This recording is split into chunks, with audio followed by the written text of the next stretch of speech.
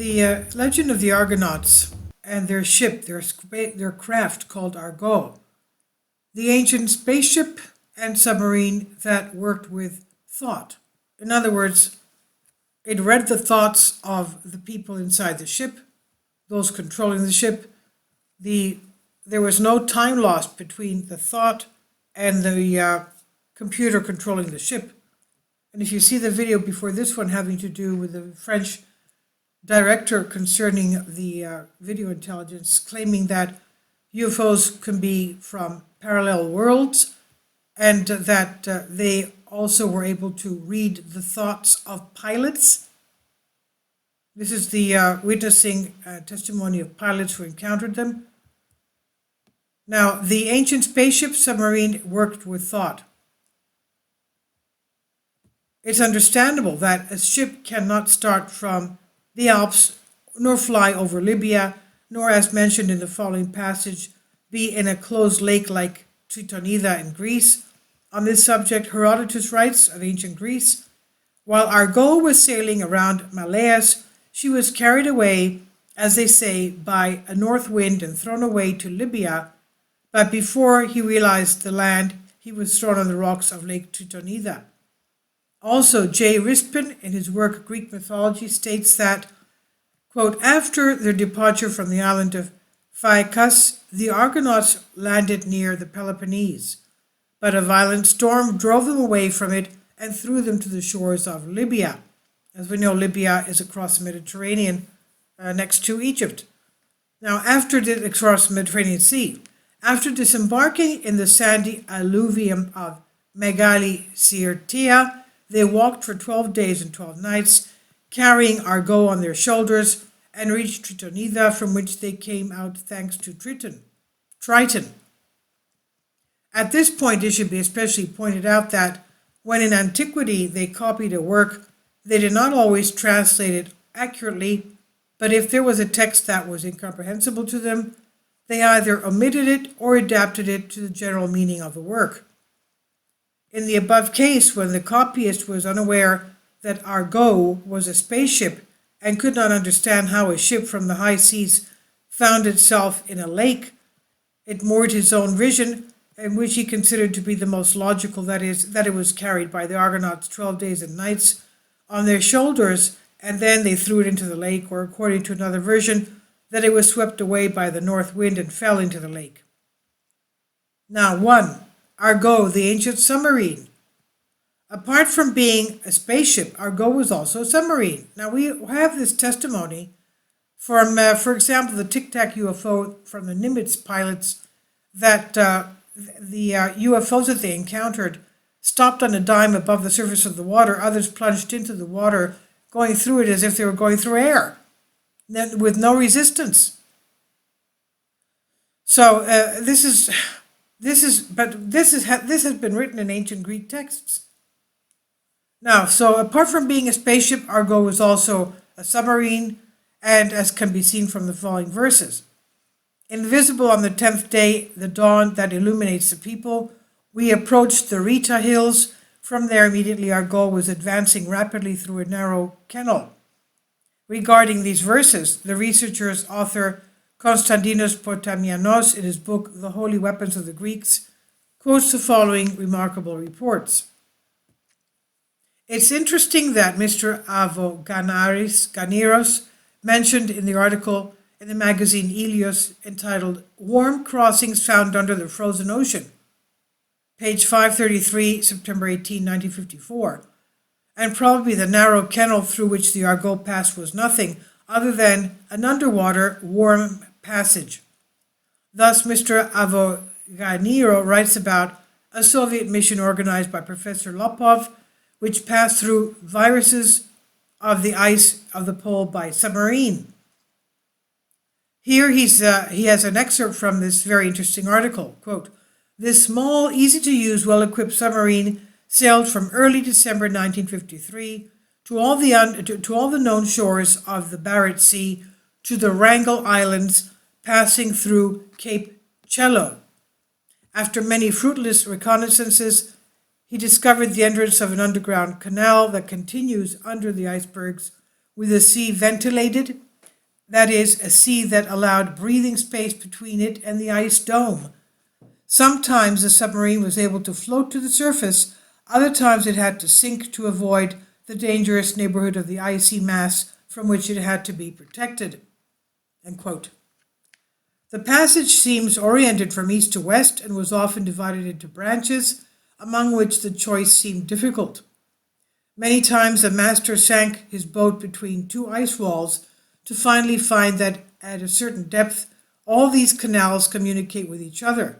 It was enough to sink the boat 30 meters, that's about 100 feet, to be in the open water.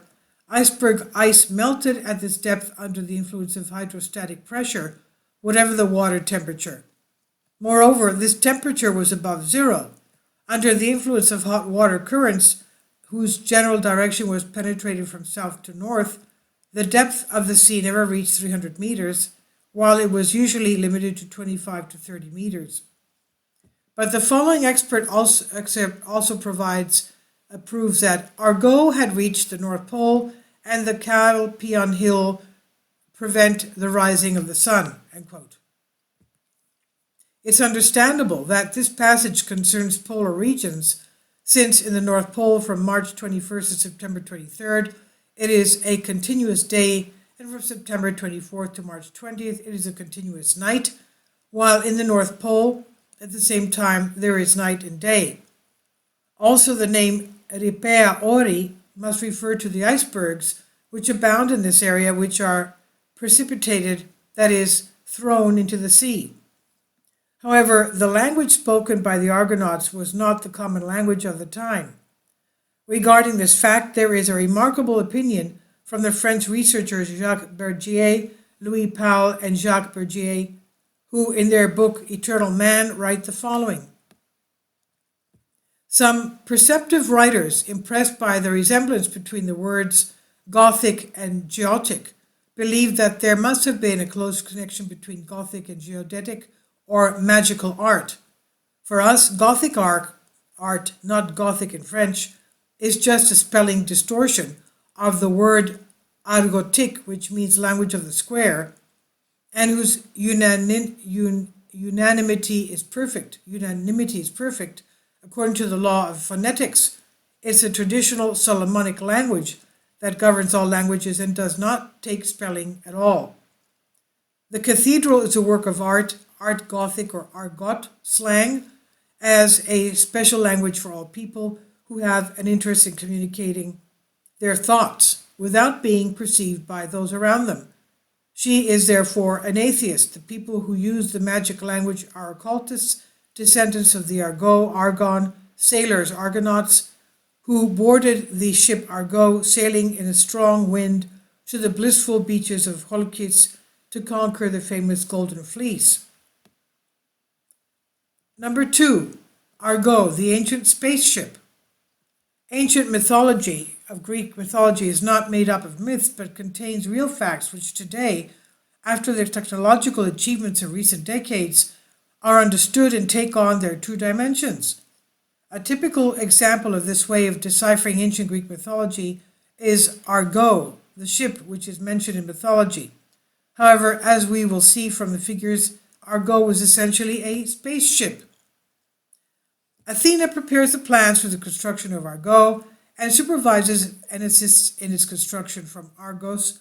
Athena belongs to the 12 Olympian gods, who were an extraterrestrial mission that landed on our planet for cultural reasons.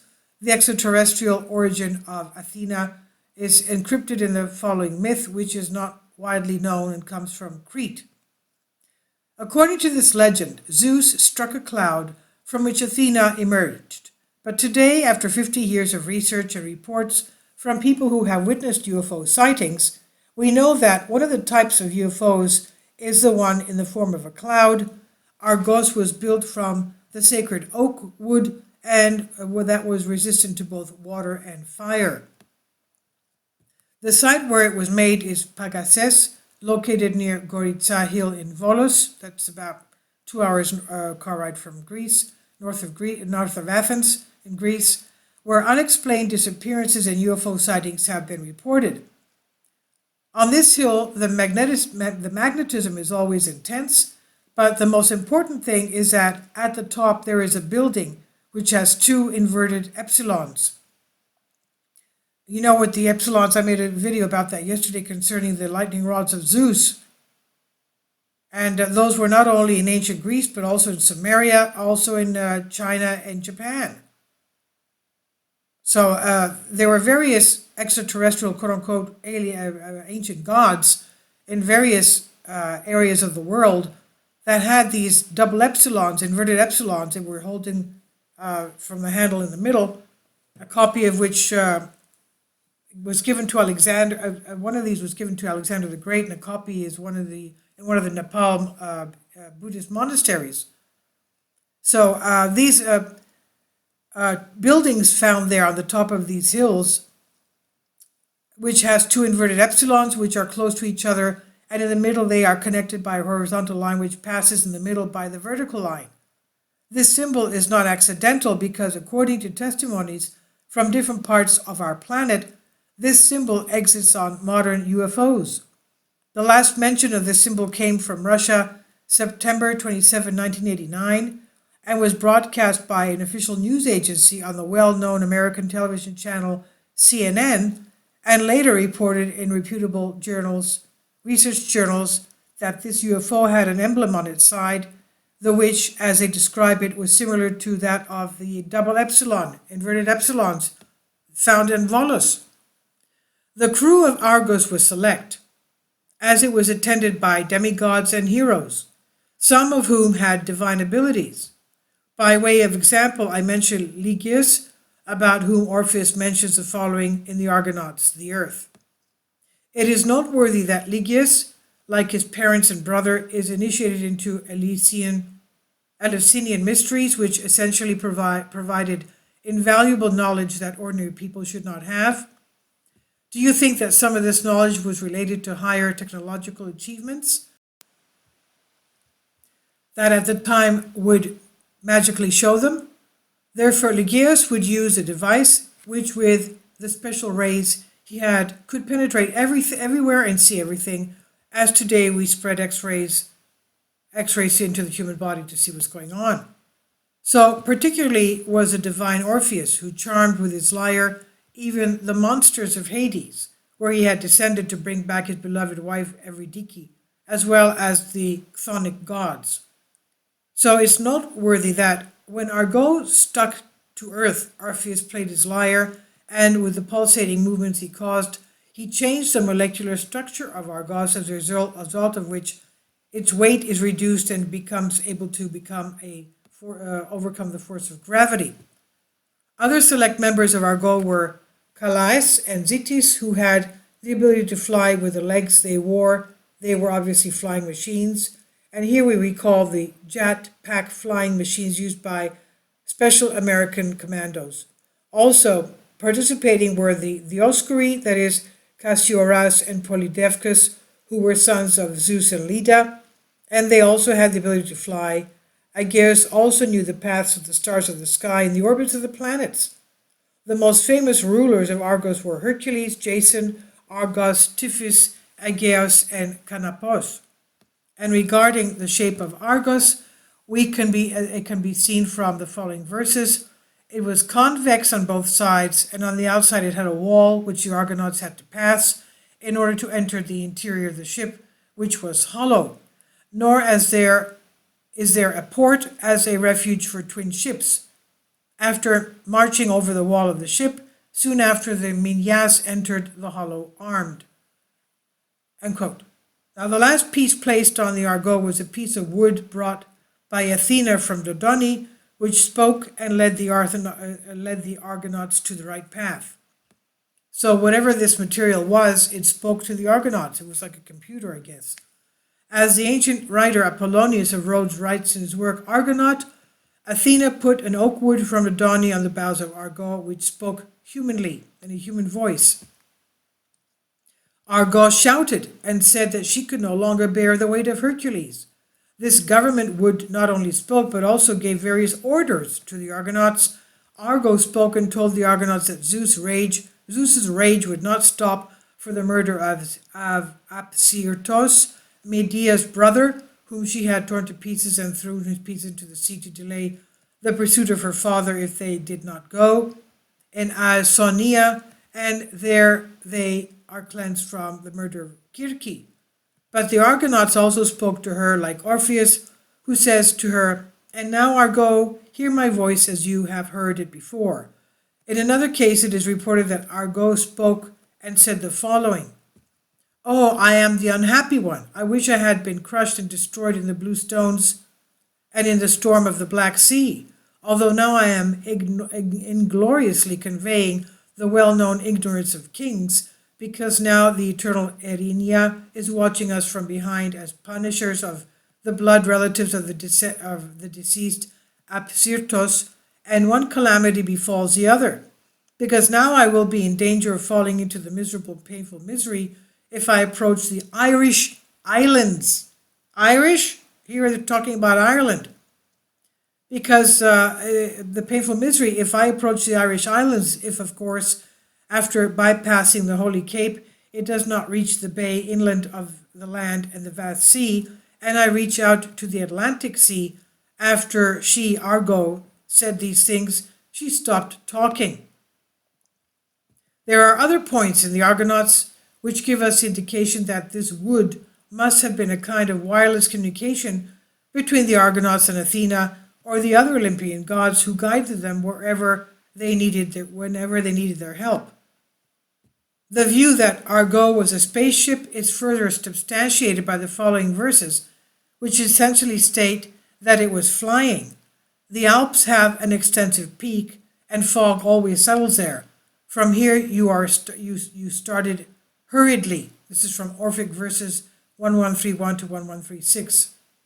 This Canthos Avantiotis was defeated by fate, and his need forced him to die above. Libya, Orphic verses 118 to 131. And number 3 states Argo was a flying saucer. I've translated this for you from a Greek article. Please leave your comments, and thank you for your support. Kindly support my Patreon account. The daily posts are 5 videos daily, and they are totally different from what I have on my YouTube channel. Thank you so much for your support, and that you find all my content so interesting. You'll find the Patreon account details in the description box below.